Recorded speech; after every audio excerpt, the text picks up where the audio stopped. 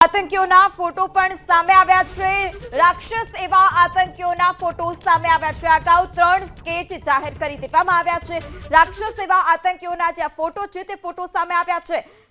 આ આતંકીઓના ફોટો જે લોકો હતા, પ્રત્યક્ષદર્શી હતા, તેઓના આધારે ત્યાંની જે તપાસ એજન્સી હતી તેઓએ સ્કેચ બનાવ્યા હતા અને ત્યારબાદ હવે આ વધુ 4 આતંકીઓની જે તસવીર છે તે તસવીર સામે આવી છે। આ આતંકીઓ કે જેઓએ ગોળીબાર કર્યો છે, જેમાં 26 લોકોની હત્યા કરી દીધી છે। આ ચારે ચાર અને આ ચારે ચાર આતંકીઓ જે છે રાક્ષસ છે, તેઓના આ જે ફોટા છે તે સામે આવ્યા છે। 26 લોકોની હત્યા કરી દીધી છે। અનેક પરિવાર જે છે તે પરિવાર વિખાયા છે, જેમાં 3 ગુજરાતી લોકોનો પણ સમાવેશ છે હત્યામાં। 26 લોકોની હત્યામાં અને આજે શંકાસ્પદ આતંકીઓની જે તસવીર છે તે સામે આવી છે।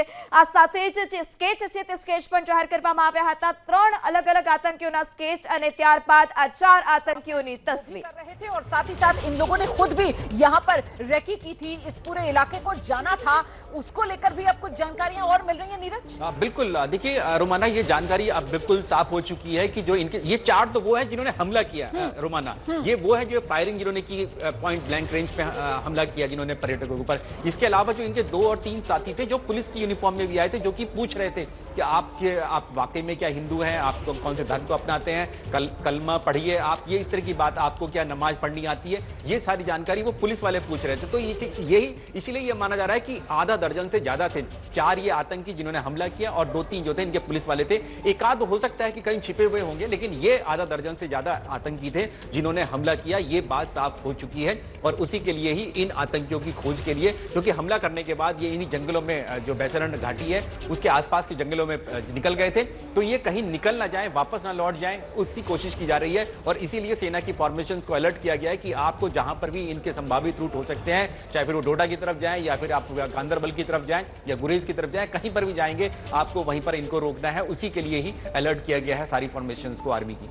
बिल्कुल, देखिए वो जो लूज पॉइंट्स हो सकते हैं जहां से ये आतंकवादी बचकर निकलने की फिराक में होंगे, वो एक रास्ता कोकरनाग से होता हुआ डोडा की तरफ जाने वाला और दूसरा सोनमर्ग से होता हुआ जोजिला की तरफ जाने वाला, वहीं से इस वक्त बचकर निकलने की फिराक में होंगे। और जाहिर सी बात है, सेना जो है इसी रणनीति पर काम कर रही होगी कि कहीं पर भी कोई बचने का रास्ता इन आतंकवादियों को ना मिले। ये 4 संदिग्ध आतंकवादी, इनकी तस्वीर सामने आ गई है, जरा देख लीजिए गौर से, इनके चेहरों को पहचान लीजिए आप। पाकिस्तानी है ये चारों। इनके नाम जो बताए जा रहे हैं, आदिल गुरी, आसिफ शेख या आसिफ फौजी के तौर पर दूसरे की पहचान है, तीसरा सुलेमान है, चौथा अब्दुल तलहा है। हम सीधे आपको लेकर चलेंगे, हमारे साथ हमारे सहयोगी आसिफ कुरैशी इस वक्त मौजूद है। आसिफ, क्या डिटेल्स और मिल रही है? ये तस्वीर इन चारों आतंकवादियों के सामने है। आसिफ।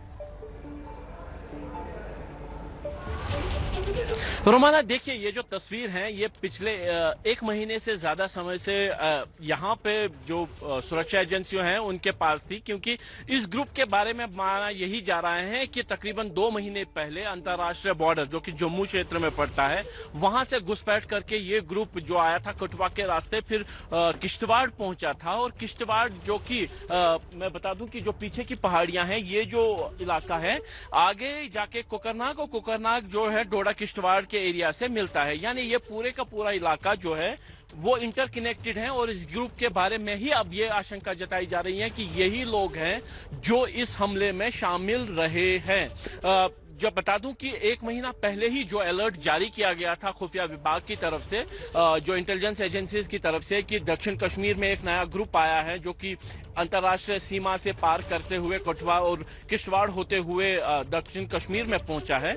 तो ये फोटोग्राफ तब इंटेलिजेंस एजेंसीज के पास आया था और तब ये जारी भी किया गया था इंटेलिजेंस एजेंसीज के इंटरनल जो कम्युनिकेशन है उसके जरिए। लेकिन जैसे ही पहलगाम की बैसरण घाटी में कल एक नरसंहार हुआ और वहां पे जो आई विटनेसेस हैं उनकी तरफ से जो उनके हुलिये बताए गए, तो स्केच जो जारी किए गए हैं इंटेलिजेंस एजेंसीज की तरफ से, उनका जो मिलान इन फोटोग्राफ्स के साथ किया जा रहा है। और ये माना जा रहा है कि तकरीबन 90% जो है फेस वही हैं जो इन 4 मिलिटेंट्स का है जिनका ये फोटोग्राफ है।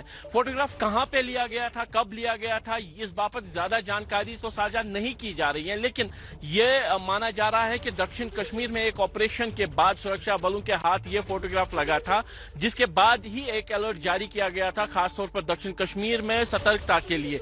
लेकिन कहीं ना कहीं एक बड़ी चूक हो गई। इस बड़े अलर्ट को जो सुरक्षा एजेंसियों ने जो ग्राउंड पे काम कर रही हैं, उनकी तरफ से शायद हल्के में लिया गया। शायद इसको एक नॉर्मल इन्फिल्ट्रेशन मानकर कि हर साल जब कुछ संख्या में मिलिटेंट घुसपैठ करके हिंटरलैंड में आते हैं, यानी वादी के बीच में आते हैं, तो वो यहां रहने के लिए आते हैं। लेकिन शायद किसी को भी ये अंदेशा नहीं था कि इतनी बड़ी वारदात की मंशा के साथ ये नया ग्रुप कश्मीर घाटी पहुंचा है।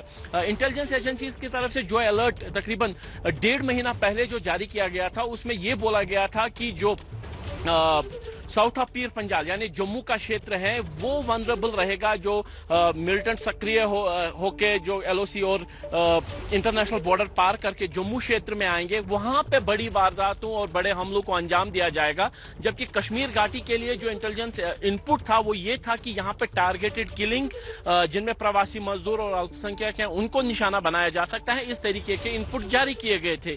लेकिन उस टारगेट किलिंग को इस तरीके से एक एग्जीक्यूशन स्टाइल, एक बड़ा एक घटना के रूप में सामने किया जाएगा, जिसका कहीं पे भी अनुमान कश्मीर में जो सुरक्षा एजेंसीज है, ना ही इंटेलिजेंस एजेंसीज हैं, उनको था।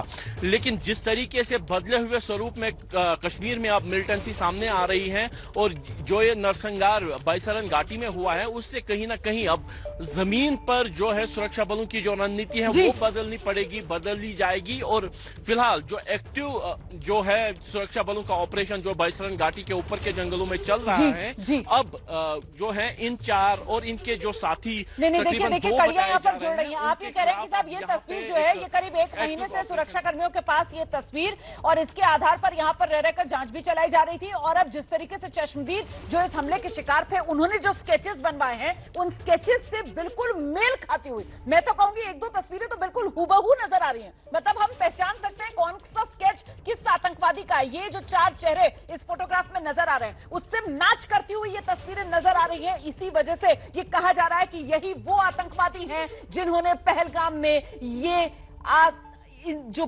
पर्यटक हैं, जो निर्दोष लोग हैं, उनका खून बहाने का काम किया है। और पहलगाम में जहां पर इस नृशंस हत्या को अंजाम दिया गया, वहीं पर स्थानीय लोग उतर आए हैं सड़कों पर, प्रदर्शन कर रहे हैं। तस्वीरें आपको दिखाते हैं पहलगाम से। जिंदाबाद हिंदुस्तान